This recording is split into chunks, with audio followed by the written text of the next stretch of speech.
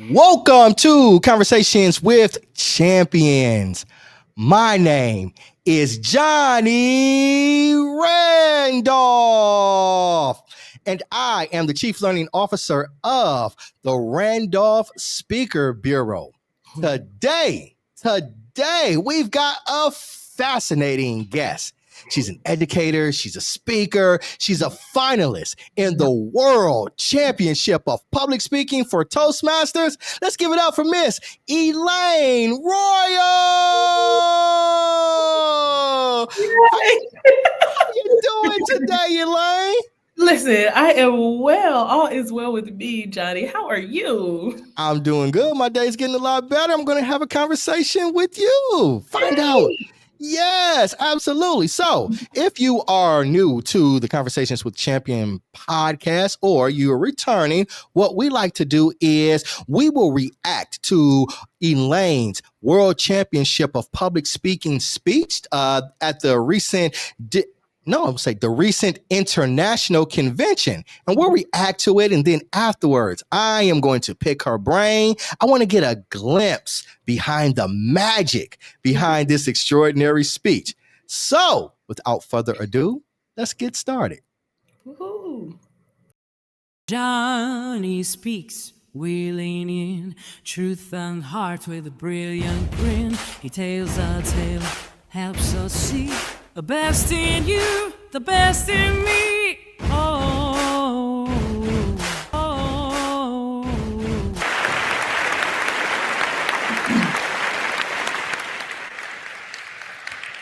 Thank you, Mr. Contest Chair.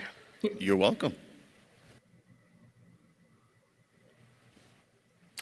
There's an African proverb that states that the child that's not embraced by the village will burn it down to feel its warmth. Have you ever felt unloved? Have you ever felt unwanted? Have you ever felt unwelcome? I have. But this is no sad story. No, quite the contrary. Okay. You see, I've always earnestly believed that if I set my mind to it and believed it, I could achieve anything of my dreams. Talk your talk. Mr. Contest Chair, class, welcome to the 5th grade. Life has a funny way of making us doubt all the dreams of our childhood. When we grow older for some reason or another, we seem to forget those things. Myself, growing up, we didn't have much, and I didn't get the opportunity to have quality time with my parents. They were too busy chasing demons of their own. But what I did have is a praying, loving, nurturing grandmother and books, lots of books. Oh, with books, I could transcend and travel to distant lands. I could become anything I wanted in a book. I could read about global heroes from around the world, and I could meet anyone in history and time. When I became a teacher, there is nothing more that filled the joy of my heart than to turn students on to reading. You see, we read so we can learn to read ourselves and understand ourselves. We read so that we can learn to understand others. And in my classroom, when it was time to explore a book, there was nothing more than I love than to expose children to the ancient art of storytelling. In my classroom, we didn't sit in rows. No. We sat in groups. We created a village. And when we gathered, and I told students, okay, let's make our world here. Okay. Close your eyes and follow me in your heart. But then it's always that one student. You know that one student the teacher has to keep practically balled and chained next to her desk. I mean, I've been, her heart. I've been, yeah, I've been that And I person. had my one student, and for reasons Sometimes I'm not unknown, a it didn't student as matter an what he adult. did in school, I was single-handedly responsible for his misbehavior. For instance, if he was in the cafeteria and he had a behavior, the cafeteria staff would bring him to me on my duty-free lunch. Duty free. If he was in music like and that. I was on my I'm conference not period, supposed to be the teaching music now. teacher would bring him to my class. If he got in trouble in his other classes and the teacher sent him to the office, the principal would send him back to me. So one day, he and I were both doing hard time in detention. I said, look, we're in detention. Take a seat, get started on your work, be quiet. I've got a speech to write. He didn't follow directions well. Miss Royal, all them speeches you be doing, did you ever dream about it like Martin Luther the King? Martin Luther the King. Ad lib. Well, I suppose really? so. But look, this is We're gonna detention. talk about that, dude. Take a seat, have a seat, and be quiet. Get started on your work. I've got a speech to write. He didn't follow directions. Here he was again. Miss Royal, I got the book, Miss Royal. The book? Yeah, Miss Royal, I got the book. The Martin Luther the King book, Miss Royal. Martin Luther the King. If I bring that book to class tomorrow, will you read it to us, Miss Royal? Jesus help me. But you can't say no. You can't say no. Yes, I will read the book. You can't say no. But listen, you have got to sit Not the down, book, get not to started on read. your work, because I've got a speech to write. What do you think he did? Talked all day. Raise that hand one more time. Miss Raw, that speech you working on, can you say your speech to me, Miss Raw? I got some dreams too. Detention paused that day, and he and I had a conversation. As it turned out, we had a lot in common. Just like me in 5th grade, he was living with his grandmother.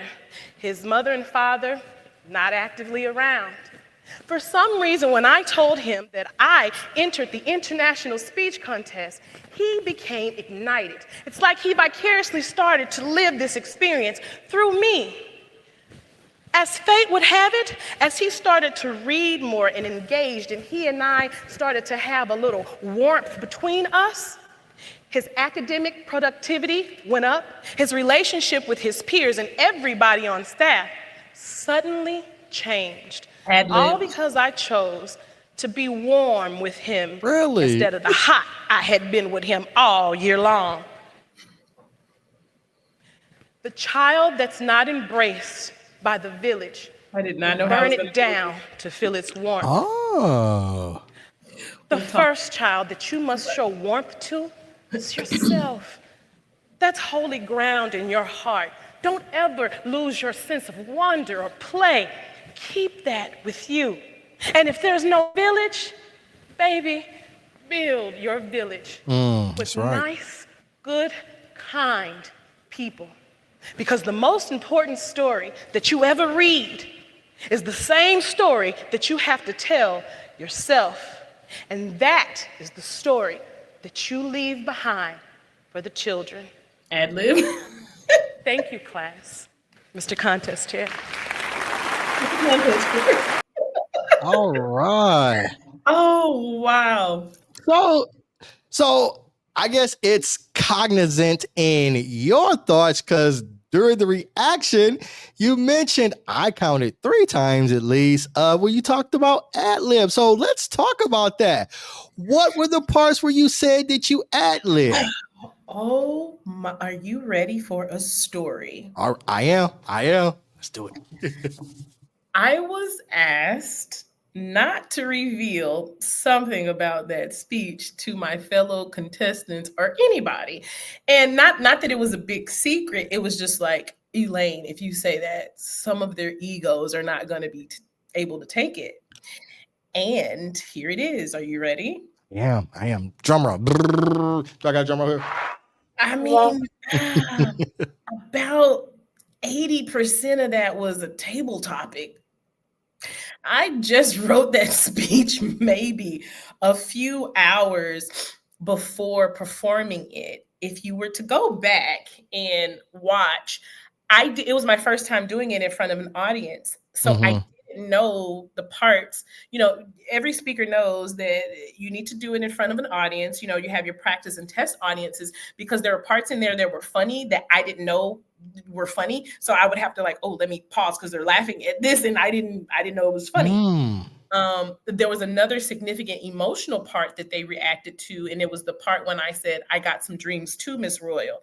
And you can't hear it much in the recording, but the audience, they all, it hit hard. And I didn't account for that because that was my first time delivering that. Interesting. Please go ahead. No Child Left Behind had been rewritten the entire summer. So at the district level, when you win a district, they tell you, hey, you have to, if you place, you're going to have to write another speech. Well, no one knows if they're going to move from district to that. So it's just kind of up in the air, right? You don't know. Well, so you get ready, you prepare for semifinals, but you don't really know if you're going to move from semifinals to finals. So I knew I wanted to speak regarding the inner child.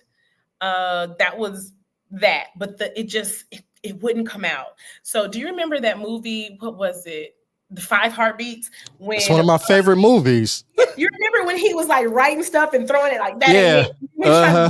Song. And his sister sang the song with him together. Yeah, absolutely. I had workshopped No Child Left Behind the whole summer. And if you ask anybody in my district that workshopped it, they're like, that is not the speech we worked on at all. Where she went totally rogue. What happened was, after I placed at semifinals, there was this fear that hit me because I had true imposter syndrome. All of the other contestants had competed before. This was my very first time. Very first time competing at all? Yes. Wow. Go ahead. I'm listening. I competed. So back in January, when I joined, my mentor said, "Hey, you qualify." And my mentor, Valen, told me actually to prepare speech and table topics. So for months, I was undefeated in both categories. All the way up until May. In May, for table topics, I tapped out at 2. And at first I didn't want, I was pushing my mentor, I do not want to do table topics. You're going to do table topics. I was like, I don't want to do, you're going to do table topics. And I was like, oh, well, I'm so glad that my mentor, Greg Pick, pushed me into table topics, because the skills that I learned in impromptu speaking served me in other parts. There were parts where I would kind of mess up a little bit and I could recover quickly because I started to build up the skill. Right. You're just kind of up on a high. So when I found out that I'd moved from semifinals to finals, I was like, yay! Now, wait, I gotta have a speech. I gotta have a speech. Come on with a speech. Oh, what am I gonna talk about? So, I was a nervous wreck. So I'm writing and rewriting, and I'm writing and I'm rewriting, and I think it was midnight. And I called my grandmother in tears. Gigi, I don't know what I don't have a speech. And Brake Lights was such a big hit with people. And it was one of those things where, you hear it kind of in the music industry where someone writes a hit, and now you do something that's another hit. No Child Left Behind. I knew what was in my heart, but the words didn't formulate. So I was working with Furzy. And I cried out to him. I cried out to my grandmother. It's 1 a.m. It's 1 a.m. I have to be over for sound check and mic check, at 8. And it's 1 a.m. I don't have a speech. Wow. So I sat there. I reflected on everything. I meditated. And I'm like, this has been the most amazing thing I've ever done in my life, and what's hit me the hardest. And it might have been around, I don't know, 1:30 or 2 light bulb hit. And I thought about that kid. And I got to writing and I got to writing. And I get to the point when I'm writing something and it moves me to tears. That's the story. Okay. I like that. So I wrote the story out. I reviewed it. And so when I told Fergie, I think Fergie came over to my hotel. I was like, I got it. You know, he asked me a few questions. I was like, I got it. I know what's in my heart. I know what I want to say. I did it. And he was like, okay. And I remember going to reach for the paper. He said, you better not pick it up. Like, don't you reach for that paper. I was like, I got to first. He was like, look at it one time and then that's it. So I looked at it. And then after that, he didn't allow me to look back at it anymore. So imagine writing a speech and looking at the words only one time. And what he did was this process of forcing me to set it to memory. And we did that for hours and hours and hours. So it was maybe 3, and he would make me record it. He'd like, grab your phone, send me a recording, you know, because he ended up going back to his hotel. I have to say it. And I couldn't look at the thing. And I'm like, dang, what am I supposed to say? Again, back to my mentor, Greg Pick. Greg always told me that when you're telling a story, if it is true to you, you don't have to dig deep. You know, all you have to remember are the basic elements of storytelling. You got the story. So I'm like, well, this was a legit story. This did happen. This is with this kid. So I just needed to remember the sequence. And again, I added a little crafting, very little, because the story was the story itself. But I think I got an hour of sleep. Audiences don't necessarily want to hear every word correct. Right. They want to feel that emotion. They want to feel it. And that connection with you. Right. And that's what it's all about. That's why I said it wasn't in my heart yet. I can't do something. I can't sell something. There was another person kind of, you know, working with me that, you know, we chose to be discreet about. And long story short, it was the formula kind of thing, right? Say this, do that, and you know, there is a formula. Yes, there is. Yep, there is. But I couldn't do that, you know. And I'm not saying throw caution to the wind to a formula. No, I'm not saying that at all. Structure is needed, but because, like I said, I had to learn how to balance both the two for months anyway. I was doing prepared speech and table topics, January, February, and competing and winning #1 all of those times. And what you learn when you get to this level and you have a following of supporters or whatever you want to call it, people who support your art, your work, you realize you have a duty and a responsibility to the audience. And for me as a speaker, my responsibility is to be truest to myself. Yeah, the authenticity. Yeah. But for me, I have to feel it because what comes from the heart reaches the heart. Yeah. So if it's not in me, I can't sell you anything that I'm not going to buy. Right. And yeah, it's your authenticity that comes apart. And people can recognize when somebody's being sincere or not. Storytelling is becoming, at one point, it was becoming almost like a lost art. But if you've been around on the earth and been around the moon a couple of times like I have, everything just circles right on back around. And now we are in an era where he or she who tells the best story wins. Every kind of ancient civilization literally has a word for the storytellers, whether it's the griot, whether I found out that Vikings had a word for storytelling. Like when I think of Vikings, I think of axe wielding, ramping, but like they literally had a position or a word for the storytellers, you know, raconteurs, those types of things in the culture. And so, it's pivotal. It's pivotal. Orators were regarded so much in so many different societies because everything that we've ever gotten came from a story. Yeah. All of our learning story, everything you know. Yeah. Story. And it connects better. It not only can tap into the logic, but it can tap into the emotion. Our brains are hardwired. Like that's what separates us from like the animals, right? It's our ability to communicate and share our stories. Yes, I agree. Absolutely. So, Elaine, I want to know, what was the moment or series of moments that made you decide, I want to be a speaker? That is such a yummy question. Okay.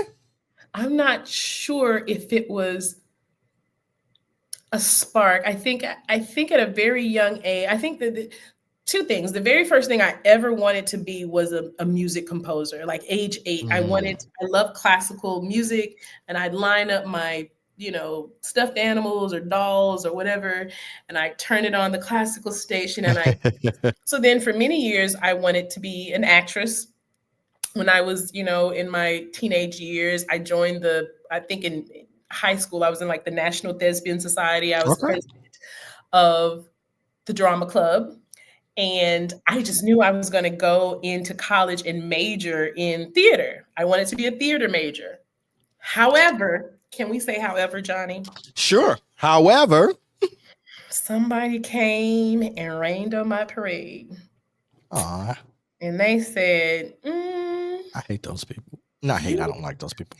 You want to, but here's the story. You want to be an actress, but you need to spend time cultivating your personality. You don't look like the girls in the movies.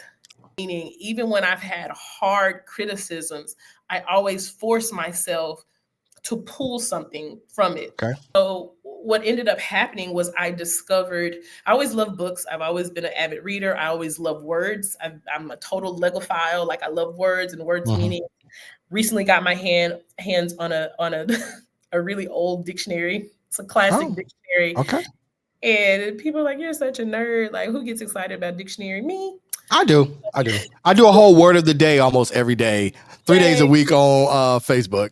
Love it. So yeah, I ended up falling in love with writing. My writing is impactful. When I joined Toastmasters, I fell in love with it. And you do not want my how I came into Toastmasters stories. Maybe that's another part too. But nonetheless, I realized, wait a minute, I could take my written word to spoken word.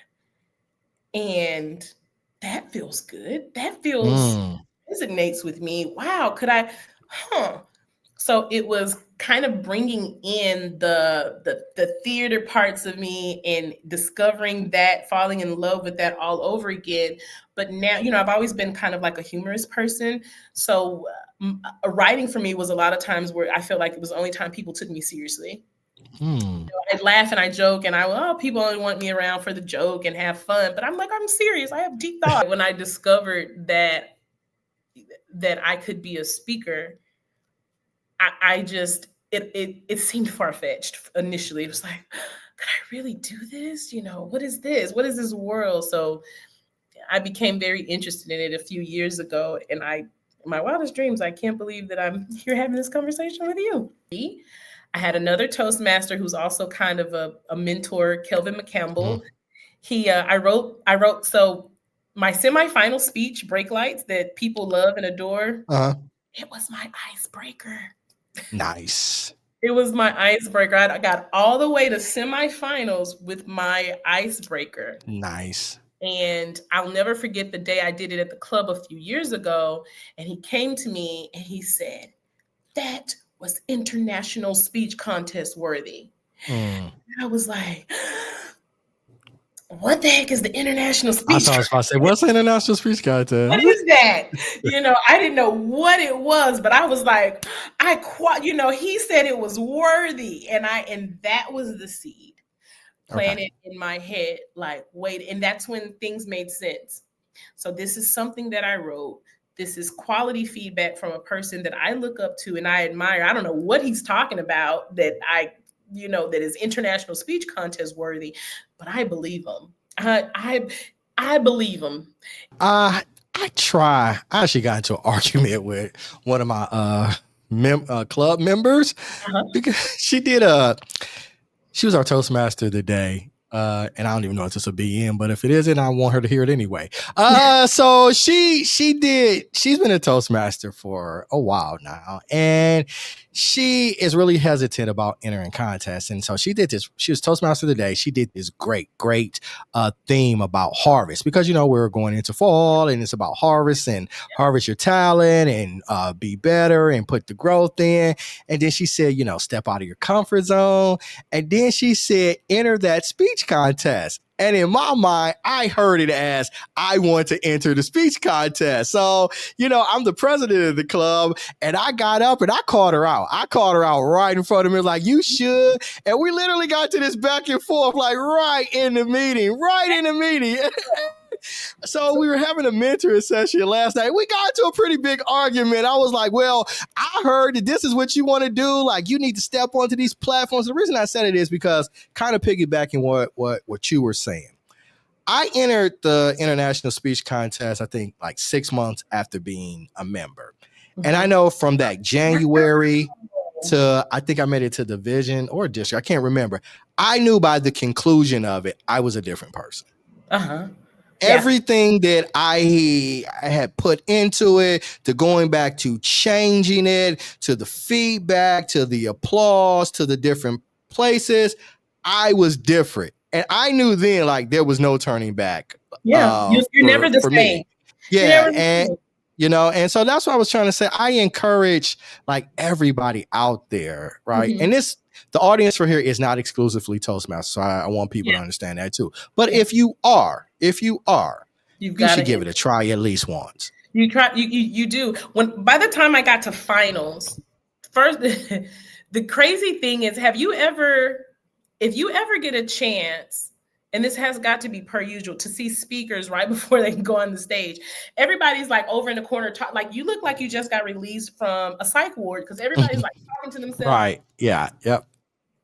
Everybody's practicing their speech. And I know I was on my way right before he brought me out and said my name. I was backstage, like I wanted to throw up. I bet. Yeah. Like I kept asking for a barf bag. I could not calm myself down, but I had done the stage so much. I had been in front of audience, not with that speech, but just in front of audience. I knew I was on. I think the biggest part, what you just said resonates so much, because you're not the same person. And I think what happens is when you deliver a great piece of art, a great piece of work, and people give you feedback, and these are people who don't have any dog in the fight with you. Like they don't get anything from telling you the truth or lying to you, Right. So you have a choice to make. You can accept what they said, or you can't. Usually there's a part of you, there's like, I did this from a good place. I hope that it affected people this way. And if people come back to you and reinforce what your intent was, right, boom, you're never the same. I will never look at myself in the way that I did. I will never doubt. Absolutely. And after that, I didn't care if I won or not. I wanted to win, of course. Right. I get it. Yeah. And but yeah, you're never the same person. And I remember when I got off of the stage, this was the humbling part for me. I had a little tear, but I was like, oh, but whatever, it's over. And they tried to prepare. They gave us like a little media training briefly that Friday. And they're like, hey, even if you don't place, you're going to be kind of known. And I'm not conceptualizing that at all. I'm like, whatever. I didn't know what that meant. Because again, unlike the fellow contestants who were with me, they'd all competed before. I hadn't. This was all new to me. So I didn't know what that meant. Absolutely. When, I'm like, if I'm not one of the top 3, people ain't going to deal with me. I'm taking my behind home. And I remember they did call my name. I was, oh, well, who gets this far on the first go run? I'm proud of myself. Let me get out of here. And I reached for my bag and I turned around, and my hotel, which was only 5 minutes walking distance, it took me 2 hours to get back to. Because all these people came, hey, my just watching on live, and they want me to get a picture with you, and and I'm like, okay. And they'd asked us in the media training thing the Friday before, hey, do you want security to take you back, or do you want to, that's interesting, or go meet your public? And that's what I couldn't conceptualize. Like, meet your I don't have a public. I know people in my world. Public. And, they'd already told us they'll take the top 3 away instantly through this door. But the rest of you, do you want? And I'm like, again, if I'm not top 3, what do you mean meet my public or security? I didn't have security all this other time. a decision I regret, It's absolutely phenomenal. And what I'm trying to get across to people is there's no downside to competing. None. But the upside is huge. Yeah, you can literally touch somebody's life, and you don't know who needed to hear that message that day. When I got back to that hotel room, Johnny, which it took me 2 hours. Again, I'm hungry, I'm exhausted. I'm like, I just want some food. I want to shower and whatever. I opened up my Facebook, 99 friend request on Facebook. I had messages from across the world in Europe. That part you said about, the kid, I was that kid and blah, blah, blah. And I'm like, wow. So I'm reading the feedback and I'm touched. I'm touched by what touched other people. Because again, I had to get that heart in my message. Because who cried first? Me, the night before when I wrote it, and now the feeling is coming back. Hey, you really touched my heart when you said this. I'm gonna jump in here. So I know I watched the finals round, and I've seen it all, and I've watched every finals round I think for like 6 or 7 years. And like I said, winners, I've enjoyed a lot of the winners. Some of my predictions didn't always work out. I was like, I thought this certain should have whatever.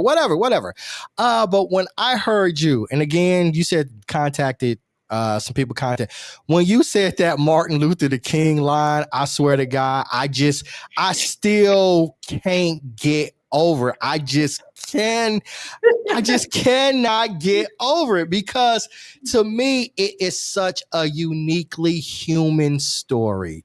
This little boy with all these challenges, all these problems or whatnot, and we don't need to go into any details about that.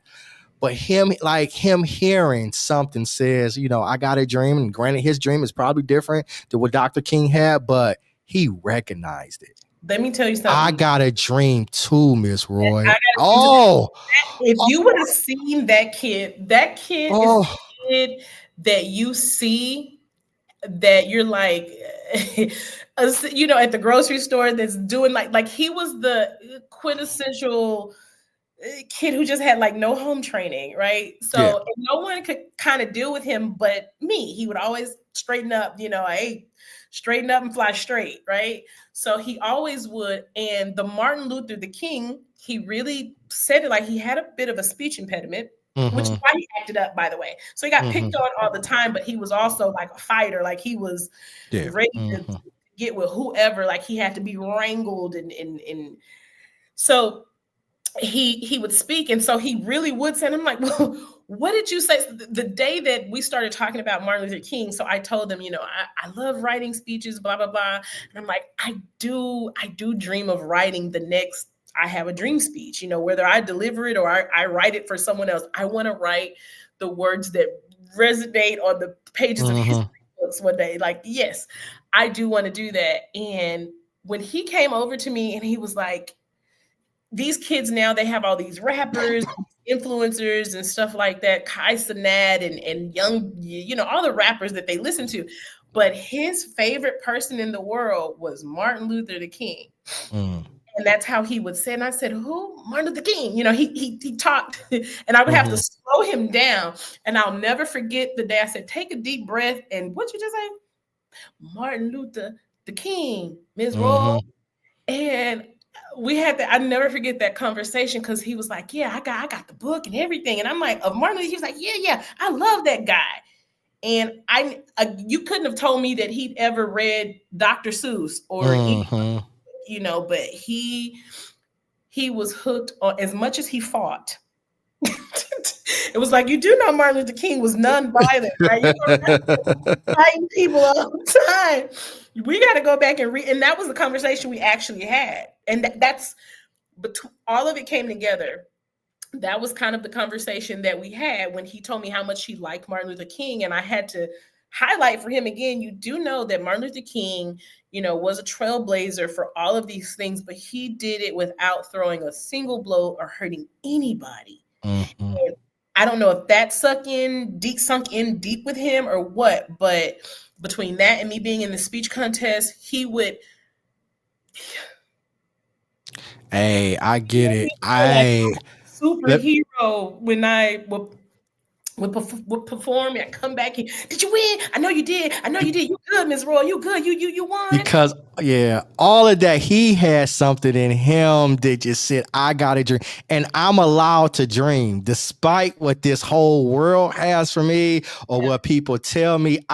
When I heard it, I got an acrimonious relationship with a family member of mine. And so we ain't really speaking right now, but I still love him to death. I said, I know most of the time we don't see the same subjects in the same light. Don't know how I feel about that, but I do want you to know you can dream too. You can dream too.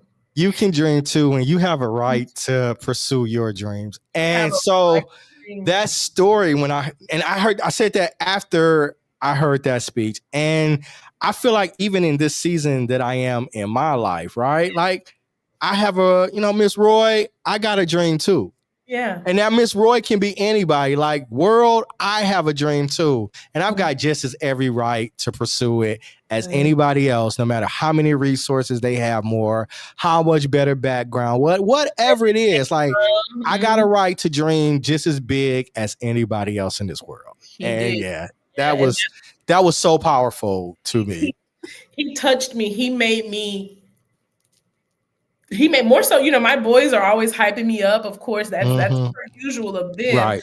To have this kid look at me with that look in his eyes and knowing that, okay, I'll see you Friday and on Monday you're gonna come back, you're gonna have the trophy.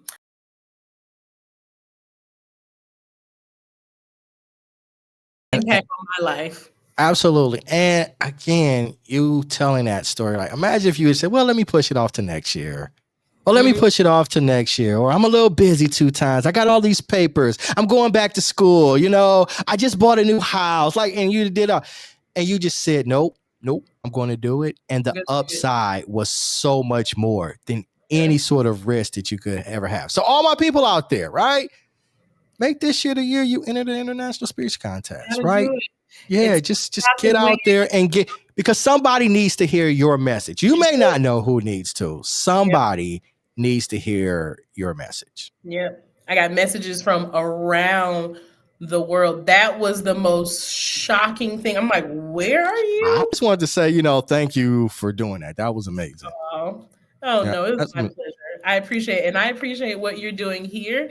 I'm glad that there is someone like you doing these podcasts and bringing speakers together, trying to enlighten and encourage others to do it, because storytelling is how we learn, it's how we grow, it's how we become better people. So Elaine, I know you talked about it a little bit, but you talked about some people who kind of motivated you or taught you. So what role does mentoring play in your overall progression? Gotta have one. My mentor, I have a few, right?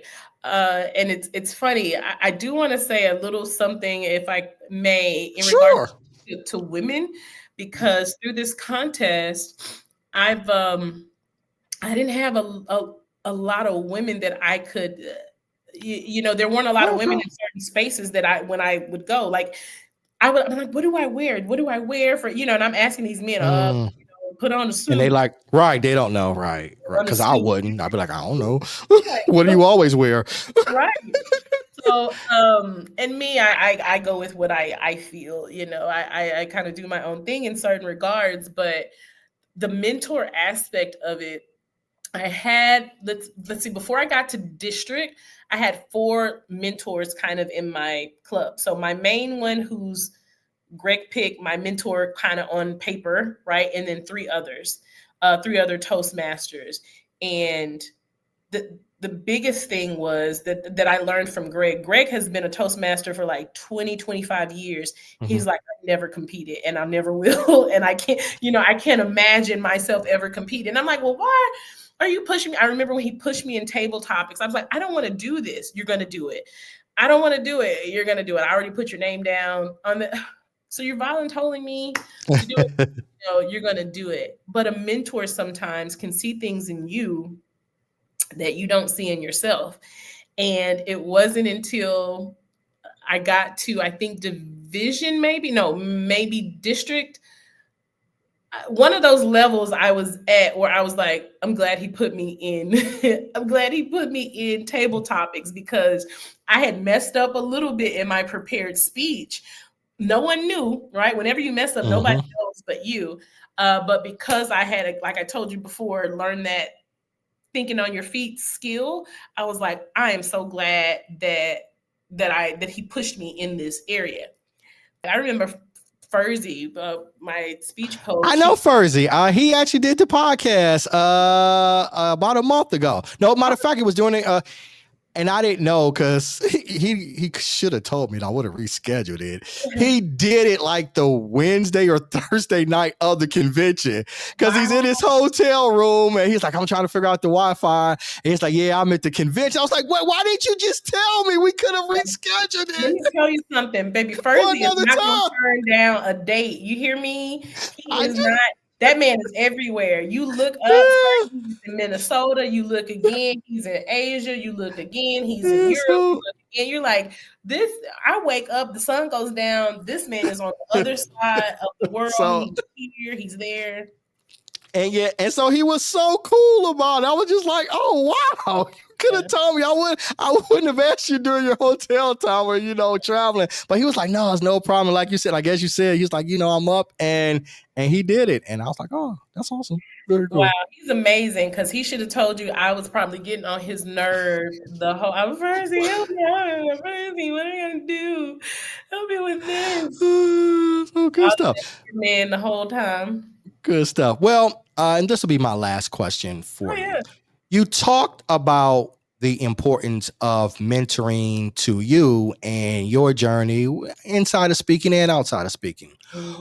What would you tell to aspiring speaker if they came to you about ways that they could maximize and optimize their speaking potential? They said, Elaine, I saw you on the world stage. I know you're speaking. What could I do to get to the point where you are? I would tell that person, just do it. And you're not going to get to the point of where I am on the inside, but in terms of getting to where I got, you can totally do it. But you have one decision to make, and one decision only to make. The decision is, or the question rather, do you believe in yourself? Do you think you can? And if the answer to that question is yes, there's no other doubt. You have to go with it. There's no looking back. You can't turn around. You can't revert. If this is something you want to do, you have to just do it. Because if you look back, if you pick up that piece of paper again, like in my speech when he said, don't look at that thing again, you'll cripple yourself. So if you want to do it, hey, there's an old saying, an old Southern colloquialism that says, I can't say the word, but you got to either poop or get off the pot. You get off the pot, right? So it's do or die. If you want to do it, do it. If you don't, you don't. Either way, that's going to be your choice. But if you sit in the you'll never push. But once you do it and you go with it, it's a natural high you cannot get anywhere else. I'll never. I fell in love with myself, and not from an ego. Nah, I get you. Not from a I'm the best. I don't even know. I just fell in love with my self-belief. It's like, wow, what would my life have been like if I just chose to believe all this stuff? We're told to believe in this stuff, and it sounds corny and cliche and all that stuff, but it's like, no, it's either true or it's not true. If you don't think you're the best, who else is? Who else will? Nobody. Think somebody's gonna come along and just tell you, oh, you're the best at something. And it's not it is not an ego thing. It's just like, whether you're religious or not, right? There's something inherent in me that has all the potential in the world. And if I don't believe that I can manifest that potential, who else is? Johnny, that I love that. I love what you just said. They were like, we're born with we're unbridled potential, and if I don't believe that I can optimize my full potential, who else will? It's the old Confucius quote: "He who believes and he who doesn't, they're both right." They're both that. Essentially, that's the point. That was my thing. Yeah. That's why I said you either got to do it or don't. It don't mean to sound religious. Nope. But I'm like, ooh, now somebody put a seed in me, and I believed in that person just because of who they were. I don't know that stuff he's talking about, but I know this guy. He's a good guy. He's a good man. I see his judgment, and boom, I believe him. Now my mentor is telling me that I qualify, and let me tell you, when I found out I qualified, you would have thought I won the world championship. Nah, I get it. I was going to work. I qualified for the international speech contest, and people were like, "Yay!" Yeah.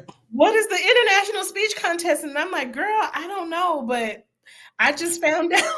Yes. I'm gonna tell you. So I chose to do it, and I said, I know what speech I'm gonna do. I'm gonna do that speech that he spoke life into me about. And from then, Break Lights was born. Absolutely. Yeah.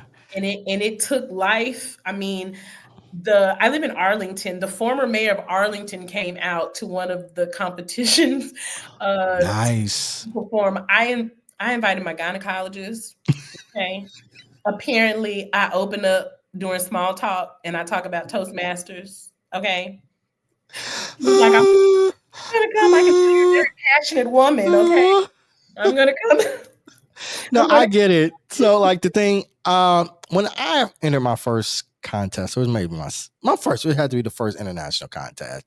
And I was at the only reason I even entered Toastmasters was because there were people at my job and they were getting promotions, and I was like, I'm smarter than they are. Like, something's got us. Like what it is. So I spoke to a mentor, and he said, you don't know anybody at the company, right? You need to improve your networking skills. He said, so like join one of the groups, and Toastmasters was one of the groups that was available for me. So, I joined, and it was the international speech contest. And again, I think I entered like after 6 months, even on. That is amazing. So sorry. So let me get this clear. You had only been a Toastmaster 6 months, and you jumped right into the. Maybe it was because I would have had to because back then you used to have 8 speeches. And I'm not sure exactly when I joined. It was either the first one. It wasn't a long time. It hadn't been a full year. Yeah. Since I had been in the contest. So that's amazing. Like I said, people been in for years and never even do it. Yeah, because encouraging of people in my club. And I just remember, right, again, so I'm having this tough time. Matter of fact, I was so new in Toastmasters. I'll tell you this part. When I went to the next level, the area level, they said, what area are you in? And I said, Chase. I worked at Chase Bank. I didn't know what an area was. I didn't know. I was like, they're like, I said Chase. So they said, what division are you in? I said, Easton. Like, that was the building where I worked. And so the registration person is looking at me like, what? 365 Main Street. That's my area. That's where I'm at. I'm on the east side. The east side. Yeah, so I didn't know what. They looked at me like I was crazy. And they just said, finally, out of like frustration, they said, what's your name? And then I said my name, Johnny Randolph. That's like, oh, you're in Division 20, Area 21, right? So like that's how much I just didn't know. Yeah. But I remember I won that one. And on my way to the division contest, just like I said, I just wasn't getting like the jobs that I thought that I was supposed to be getting or things like that. And I just remember on my way there, like I went early because again, you'd have to know if I ever do a bloopers, Elaine and I had a little fun about being prepared and being on time. So I arrived at the venue and like nobody was there. And I just remember crying. Because I was like, this is potential, like that I could do something that I didn't even know that I wanted to do. Yeah.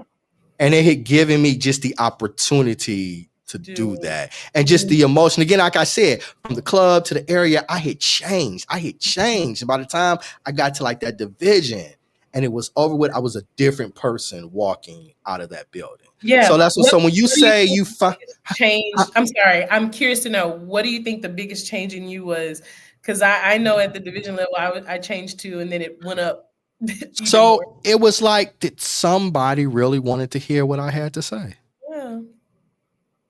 Yeah. And it wasn't that they were just a passive, like they wanted to know, like they wanted to talk to me and ask me questions and how long. And I'm like, I don't know what I'm doing, but I'm just doing what I feel and what I think, what resonated with me. That's all it was. It was just like what resonated with me. Yeah. And so it was just like I was just a different person from that point on. I was never the same ever. Once Ever that veil is again. taken off your eyes, you are never Yeah. the same. Right, because you can't unsee it. You can't unsee it. You can't yeah. unsee it. You can't undo it. It's just like when you see any other light in the world. Yeah. You right. can't ever unsee what has been revealed unto you. Right. And I remember when I woke up the next morning, and again, I had a good night's rest. I had a meal, and I had my tears, and I told myself, I mean, literally just that, I'm like, I'll never do this again. They're crazy. There got to be a glutton for pain. And I woke up, and I pulled back the drapes of my hotel room, and that sunshine came in, and I had that conversation with my creator. And I said, it wasn't ever about this trophy. This was a good ride. Nah, it wasn't. And I conceptualized I was in Philadelphia, and that Rocky Balboa thing was down the street. And I said to myself, I got to do this again, because a champion keeps fighting. And even if you don't, though, your message can go anywhere. It's just a platform. It's just a platform. It's just a platform. And there's more out there. Either if you make the decision to come back, I'm sure you'll be equally successful or more successful, but it's just one platform of many. And you should just always be coming out there to grow and jump on any platform that you can. I've had some inquiries, some pokes from other in industries. You're never the same. You are changed. You're never the same after that. You never look at yourself the same way. Absolutely. And so that gives you permission to go forward, because you can't go back. You know what the road, maybe not completely where the destination is, but you know the promise is out there. So you can't never retreat back to who you were before. So it forces you every day to get up to say, how do I keep moving forward? I love that. It gives you permission to move forward. Yeah. Ruminate over those words. Yeah, your standards are higher, right? Like if you understand that something is better for you, something tastes better, you can't go back to eating the bad stuff again. You cannot go back to beer after you've had champagne. Exactly. You just can't. And when you do, you notice the difference. Yeah, you do. It's like, this ain't me. It's like, and I've tried that in other areas in my life. Yes, I have it. Like, and then it forces you to start to be around the people that share that. Yep. Because not everybody where you were is going to understand why you're doing this. And it's not that you have to cut people off, but it's like, I've got to be in an environment. Yeah, I've got to be in an environment where like we are pushing, and not even pushing, but like we understand each other. So it gives you, it makes you do that. So it's like, how can I get up? If you say I picked up an old dictionary, because now I've got more words in my vocabulary, right? Now when you look at a speech, you're like, ooh, I like that. I didn't notice that was a thing. Now you're studying like movies because of a singular spot. And it's like everything around you is just screaming like getting better. And it's hard to just cut all of that off and go back to the way it used to be. It never goes back. You just said something that I was trying to get it before you. Oh God, what was it? It was in regards to again, you not being able to go back. Oh God, you just said something so powerful to me.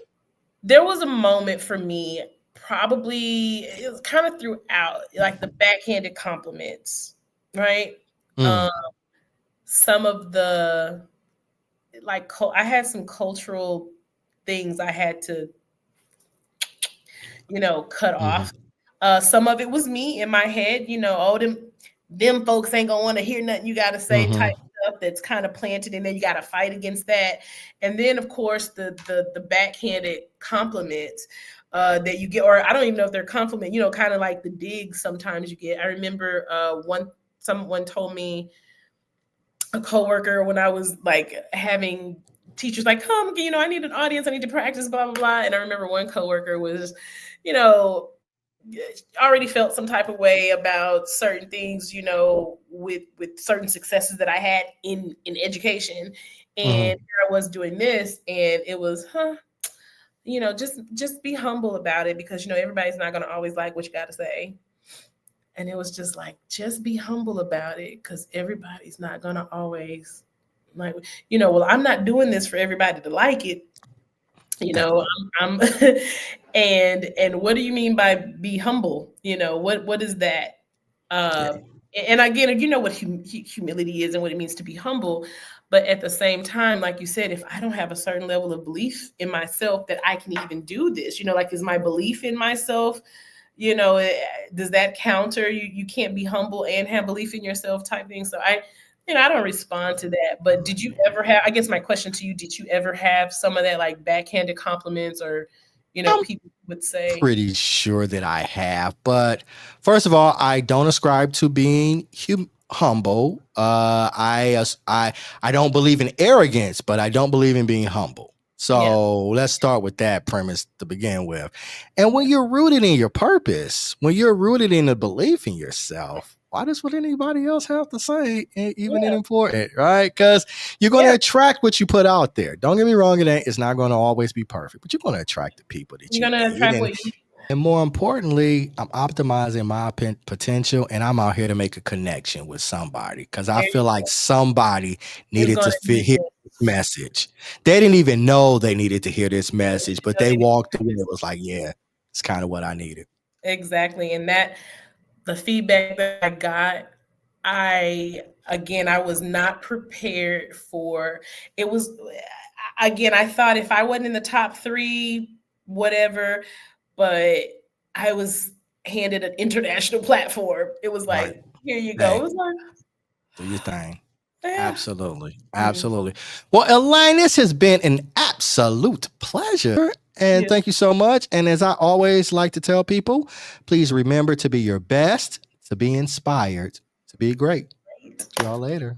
All right.